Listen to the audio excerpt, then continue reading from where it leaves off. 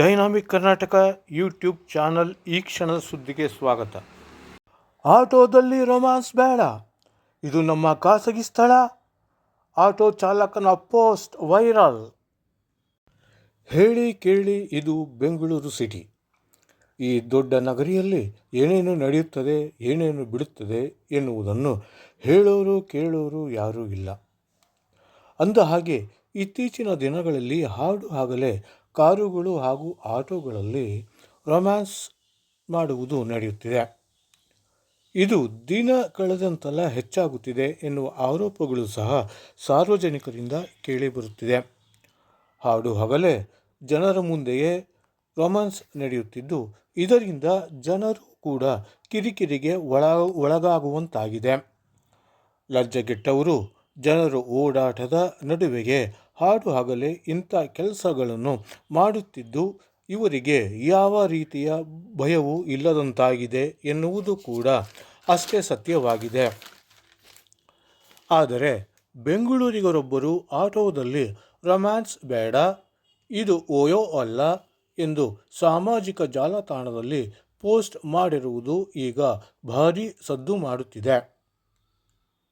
ಬೆಂಗಳೂರಿನ ಆಟೋ ಚಾಲಕರೊಬ್ಬರ ಈ ಬರಹ ಈಗ ಸಾಕಷ್ಟು ಚರ್ಚೆಗೆ ಒಳಗಾಗುತ್ತಿದೆ.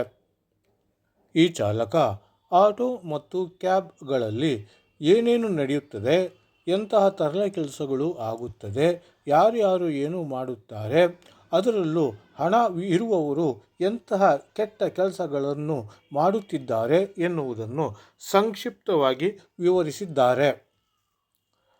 ಅಲ್ಲದೆ ಎಚ್ಚರಿಕೆ, ಇಲ್ಲಿ ರೊಮ್ಯಾನ್ಸ್ ಬೇಡ, ಇದು ಕ್ಯಾಬ್, ನಮ್ಮ ಖಾಸಗಿ ಸ್ಥಳ, ಓಯೋ ಅಲ್ಲ.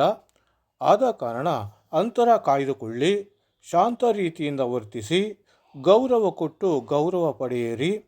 ಆರ್ಟ್ ಮನು ಮಿಲ್ಕಿ ಎಂಬ ಆಟೋ ಒಂದರ ಪೋಸ್ಟ್ ಈಗ ವೈರಲ್ ಆಗುತ್ತಿದೆ. ಅಲ್ಲದೆ ಈ ಬರಹ ಅಸಂಬದ್ಧವೇನಲ್ಲ, ಸಮಾಜದಲ್ಲಿ ಏನೇನು ನಡೆಯುತ್ತಿದೆ ಎನ್ನುವುದನ್ನು ಇದು ಬಿಂಬಿಸುತ್ತದೆ ಎಂದು ಕೆಲವರು ತಮ್ಮ ಅಭಿಪ್ರಾಯಗಳನ್ನು ವ್ಯಕ್ತಪಡಿಸಿದ್ದಾರೆ. ಆದರೆ ಈ ದೊಡ್ಡ ಸಿಟಿಯಲ್ಲಿ ಇಂತಹ ಘಟನೆಗಳು ಹೆಚ್ಚಾಗುತ್ತಿರುವುದರಲ್ಲಿ ಯಾವುದೇ ಆಶ್ಚರ್ಯ ಪಡಬೇಕಿಲ್ಲ. ಕೆಲ ಲಜ್ಜೆಗೆಟ್ಟವರು ಇಂತಹ ಪ್ರಕ್ರಿಯೆಗಳಲ್ಲಿ ಮುಂದಾಗುತ್ತಾರೆ ಎನ್ನುವುದು ಸಹಜ.